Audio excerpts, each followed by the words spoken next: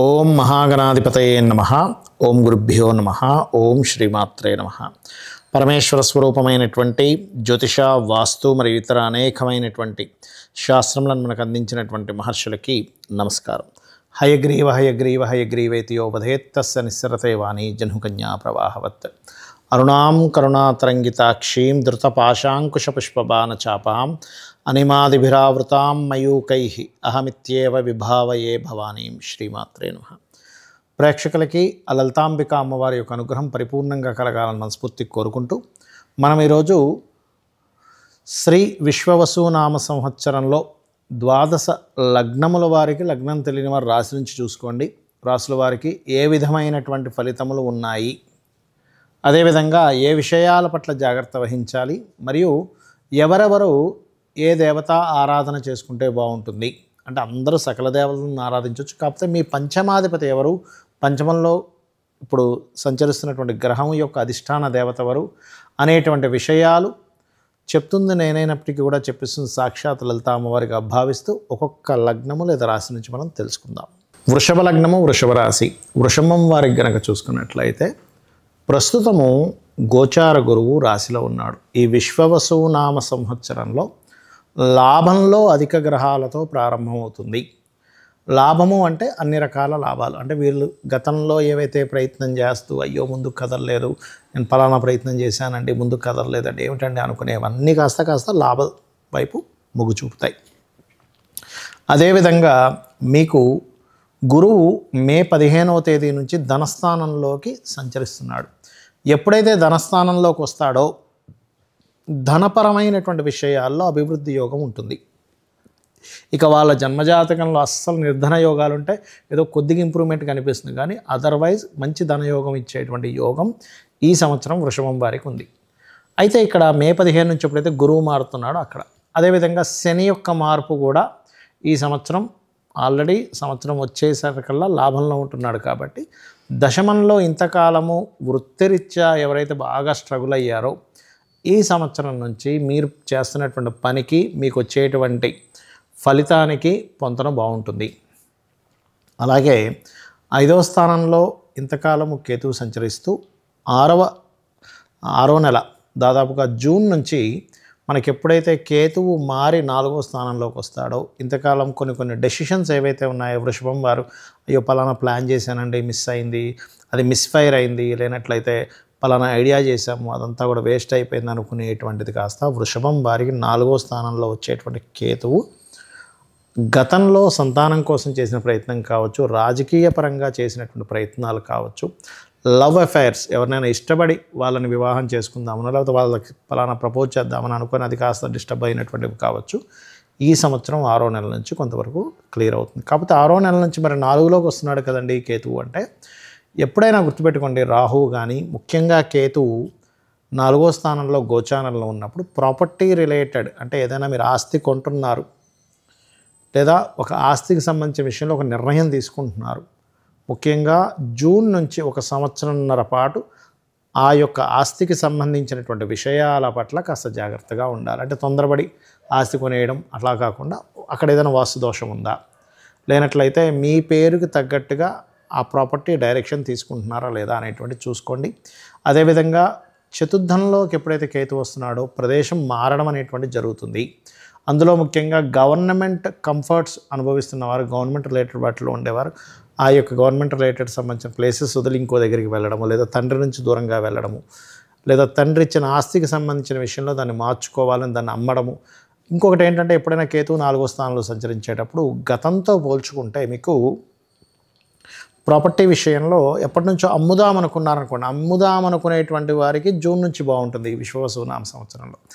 మరి 3వ స్థానంలో కుజుడు ఒక 2 నెలల పాటు ఉంటాడు. ఎందుకంటే మనకి ఏప్రిల్ 3వ తేదీ నుంచి 3లోకి వెళ్తున్నాడు కుజుడు, అంటే 12వ అధిపతి 3లో ఉంటున్నాడు.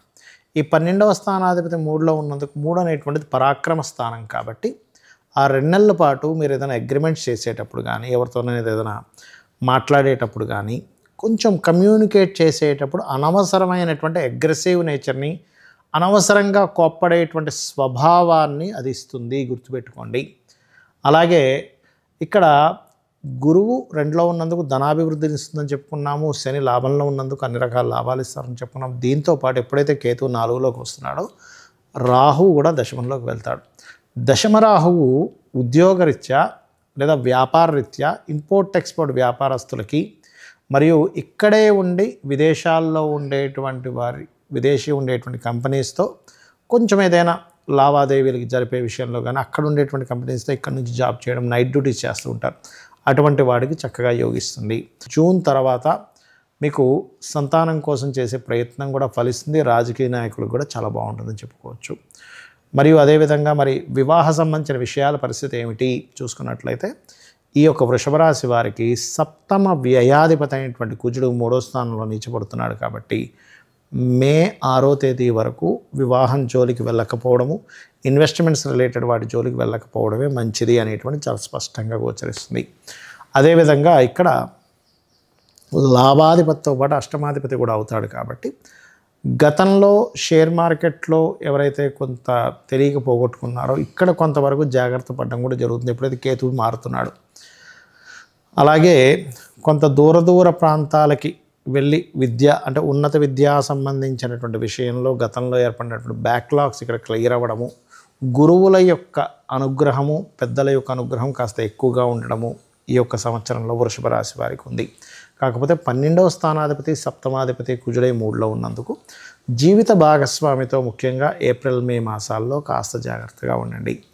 అదేవిధంగా మీరు నిత్యము ఆరాధించవలసిన దేవతారాధన ముఖ్యంగా విష్ణు ఆరాధన చేయండి. కాకపోతే కేతువు మారే వరకు గణపతి యొక్క ఆరాధన చేయడము, విష్ణువుని ఎక్కువగా ఆరాధన చేయడము, మరియు వివాహం కోసం ప్రయత్నం చేసేవారు ఈ 2 నెలల పాటు అంటే ఏప్రిల్ మే మాసాల్లో జాగ్రత్తగా ఉండమని చెప్పాను కాబట్టి ఈ 2 నెలలు తప్పనిసరి వివాహానికి కోసం వెళ్ళవలసి వస్తే కనుక నవగ్రహాల్లో కుజగ్రహం దగ్గర దీపారాధన చేసి లేదా సుబ్రహ్మణ్యేశ్వర స్వామిని ఆరాధన చేసుకొని మీరు స్టెప్ వేయడం మంచిది.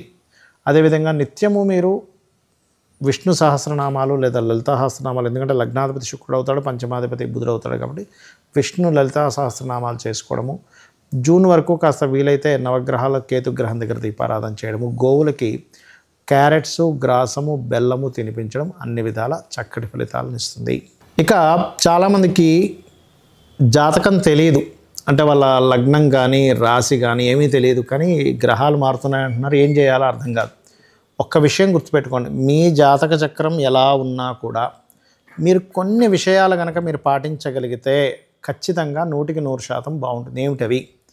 నిత్య దీపారాధన, ఉదయము సాయంత్రం ఇంట్లో దీపం పెట్టడం, పంచోపచార పూజ చేసుకోవడం. మీ గ్రహాలు ఎలాగున్నా సరే అనుకూలిస్తాయి, గుర్తుపెట్టుకోండి. రెండవది, మీకు దగ్గరలో అతి సమీపంలో ఏ ఆలయం అయితే ఉందో ఆలయానికి వెళ్ళడం. గోశాలకు కనీసం శని ఆదివారాల్లో ఏదైనా ఒకరోజు వెళ్ళి పిడికెడు బెల్లము, గోధుమ రవ్వ అటువంటివి ఏమైనా తినిపించడం, అక్కడ కొంత సేవ చేయడం చేయండి. మరి ఎక్కువ ఇబ్బందులు ఉన్నాయండి, మాకు మాట్లాడితే గొడవలు అయిపోతున్నాయి అనుకునేటువంటి వారు గోవులకి క్యారెట్స్, బెల్లము కనుక తినిపించినట్లయితే అన్ని విధాలా బాగుంటుంది. అలాగే మరొక విషయం ఏంటంటే వీటితో పాటు పితృదేవతారాధన, దేవతారాధనతో పాటు పితృదేవతారాధన అమావాస్య నాడు ప్రత్యేకంగా మీరు స్వయంపాకం ఇవ్వడము, కాస్త చలివేంద్రాలు లాంటివి ఈ ఎండాకాలం ఉంది కాబట్టి చలివేంద్రాలు లాంటివి అక్కడ ఏదైనా మీరు సేవ చేయడము, లేదా పక్షులకి కాస్త నీరు తాగేలాగా ఏర్పాటు కనుక చేసినట్లయితే తద్వారా కూడా పితృదేవతల అనుగ్రహం కలుగుతుంది అనేటువంటి శాస్త్రాల్లో ఉంది. ఇక చాలామందికి ఏమి జరిగినా సరే ఏలినాడ్సని, కాలసర్పదోషం ఇవే అనుకుంటారు. అవి కాదండి. జన్మజాతకంలో అసలు లగ్నం ఏమిటి, లగ్నాన్ని బట్టే మనిషి యొక్క జీవితం ఉంటుంది. అదేవిధంగా ధనాధిపతి ఎవరు, ఏ మార్గంలో ధనం ఉంది అనేటువంటి ధనస్థానాన్ని బట్టి చూసుకోవాలి. చేసే ప్రయత్నం ఎందుకు ఇబ్బంది అవుతుంది, 3వ స్థానం ఎలా ఉంది, ఒక ప్రాపర్టీ కొనుక్కున్నప్పుడు నాకు ఎందుకు ఇబ్బంది వస్తుందంటే వాస్తుదోషం ఏదైనా ఉందా, లేకపోతే కొనుక్కోకూడని సమయంలో కొనుక్కున్నామా, లేనట్లయితే 4వ అధిపతి ఇంకా యాక్టివ్ అవ్వకముందు డియాక్టివ్లో ఉన్నప్పుడు కొనుక్కున్నామా. అసలు కొంతమందికి ఏంటంటే వాళ్ళ జన్మజాతకంలో వాళ్ళ ప్రాపర్టీ కొనుక్కోకూడని యోగాలు ఉంటాయి. అలాంటప్పుడు వాళ్ళ జీవిత భాగస్వామి పేరు మీద కానీ సంతానం పేరు మీద కానీ కొనుక్కోవాలి. అదేవిధంగా వివాహ సమయం అనేటువంటిది ఉంటుంది, ఏ సంవత్సరంలో చేసుకుంటే మంచిది, అది చూసుకోకుండా వివాహ సమయం రానప్పుడు ప్రయత్నాలు చేస్తుంటాయి. ఇటువంటివి చెక్ చేసుకోవాలి. అదేవిధంగా సంతాన సమయం కావచ్చు, వివాహ సమయం కావచ్చు. మరి కొంతమందికి ఇక్కడ ఉండి మీరు ఉద్యోగం చేస్తే బాగుంటుంది. కొంతమందికి విదేశాల్లో అంటే ఏంటి, దశమాధిపతి 12వ అధిపతి లేదా ధనాధిపతి 12వ అధిపతి కలయికలు ఉంటాయి. అలాంటప్పుడు విదేశీ ధనయోగం ఉంటుంది. అది కొంతమందికి స్వల్పంగా కొంతకాలం వచ్చి వెళ్ళిపోతుంది. అది ఎలా ఉందనేటువంటి చెక్ చేసుకోవాలి. మరికొంతమందికి వ్యాపార యోగాలు ఉంటాయి, జాబ్ చేసే యోగాలు ఉండవు. అంటే 11వ స్థానాధిపతి లేదా శనికేతువుల యొక్క కలయిక ఇట్లాంటి కాంబినేషన్స్ ఉంటాయి. అలాంటి వారు ఆ యొక్క కాంబినేషన్ ఎలా ఉంది ఏమిటనేది చెక్ చేసుకోవాలి. ఈ రకంగా అసలు యోగాలు ఏమున్నాయి, అవయోగాలు ఏమున్నాయి, మహాదశ ఏం నడుస్తుంది, అంతర్దశ ఏం నడుస్తుంది, గోచారంలో ఉండేటువంటి గ్రహాలు వాటికి సపోర్ట్ చేస్తున్నాయి, అపోజ్ చేస్తున్నాయి, ఇవి చూసుకోవాలి. కానీ ఎంతసేపు ఏలినాటి శని వచ్చేసింది కాబట్టి నాకేమి పనికిరాదు కాబట్టి నేనేమి చేయకూడదు, ఇవి కాదు, గుర్తుపెట్టుకోండి. ఎందుకంటే శాస్త్రంలో ఎక్కడా కూడా ఒక్కరినైనా చూపించమనండి ఏమంటే ఏలినాటి శని వచ్చినప్పుడు మనిషి ఎందుకు పనికి రాకుండా పోతాడు, లేదా కాలసర్ప దోషం వచ్చినప్పుడు ఎందుకు పనికి రాకుండా పోతాడు అని ఎక్కడా లేదు. కాలసర్ప దోషాన్ని కాలానికి అప్లై చేయమని చెప్పారు, జన్మజాతకానికి అప్లై చేయమని చెప్పలేదు. అంటే ఏమిటి, పలానా దగ్గర సునామీలు వస్తాయి, లేదా కరోనా లాంటివి వస్తాయి, లేనట్లయితే భారీ వర్షపాతాలు వస్తాయి, యుద్ధాలు వస్తాయని చెప్పడానికి చెప్పారు. ఎందుకంటే 140 మంది ప్రెసిడెంట్లకి కాలసర్ప దోషం ఉంది. మన వాళ్ళందరూ ప్రెసిడెంట్లు అట్లా అయ్యారు. మన మెగాస్టార్ చిరంజీవి గారికి కూడా కాలసర్ప దోషం ఉంది. కాబట్టి ఏంటంటే వీటిని పెట్టుకొని మూఢత్వంగా ఉండకండి. శాస్త్రం ఏం చెప్పింది, గ్రహం ఏం చెప్తుంది, గ్రహం ఎలా ఉంది, మీకు ఎందులో యోగం ఉంది, ఎందులో అవయోగం ఉందో తెలుసుకొని వెళ్ళడమే జ్యోతిష్ శాస్త్రం. అయితే ఇవన్నీ ఒక ఎత్తు అయితే, మన జన్మజాతకం ఎలా ఉన్నా కూడా అమ్మవారి పాదాలను ఆశ్రయించి మనం చేసే పని ధర్మంగా చేసుకుంటూ వెళ్ళిపోయామా, అమ్మవారే మొత్తం చూసుకుంటుంది. మనకి గతంలో ఏదైతే క్రోధీనామ సంవత్సరంలో అనేకమైన గొడవలు జరిగాయో ఈ విశ్వవసునామ సంవత్సరంలో కొంత తగ్గుతుంది. కాకపోతే విశ్వవసునామ సంవత్సరం ప్రారంభమే జలరాశులు అధిక గ్రహాలు ఉన్నాయి కాబట్టి ఎండాకాలంలో విపరీతమైన వర్షాలు పడడం, జల ప్రళయాలు రావడం, నేవీ లాంటి వాటిల్లో ఉండేటువంటి యుద్ధ సంబంధించినటువంటి వాళ్ళకి కొంత ఇబ్బంది రావడము, ఇటువంటివి కొంత వస్తూ ఉంటాయి. ముఖ్యంగా గుర్తుపెట్టుకోండి. అంతేగాని కరోనా లాంటిది ఏదో వచ్చేస్తుంది ఈ షష్టగ్రహ కూటం వల్ల అంటున్నారు, అటువంటిది ఏమీ రాదు. ఏదో చిన్న చిన్న ఇబ్బందులు, షేర్ మార్కెట్ సడన్గా కొలాప్స్ అవ్వడము, మళ్ళీ సడన్గా రైజ్ అవ్వడం, ఇటువంటివి జరుగుతాయి. కొన్ని దేశాలకి ఆర్థిక మాన్యం వస్తుంది, గుర్తుపెట్టుకోండి. ఇటువంటివి జరుగుతాయి కానీ మరొకటి ఏమీ కాదు. అదేవిధంగా ఈ సంవత్సరానికి అధిపతి రవి కాబట్టి దాని మీద కేతు సంచారం జరుగుతుంది కాబట్టి పెద్ద పెద్ద నాయకులు మార్పులు చెందుతారు. కొంచెం పెద్ద స్థాయిలో ఉండేటువంటి కొంత పీఠాధిపతులకు కూడా శని రాహువుల యొక్క కలయిక మీనరాశిలో ఉన్నందున వాళ్ళకు కొంత ఇబ్బంది కలుగుతుంది.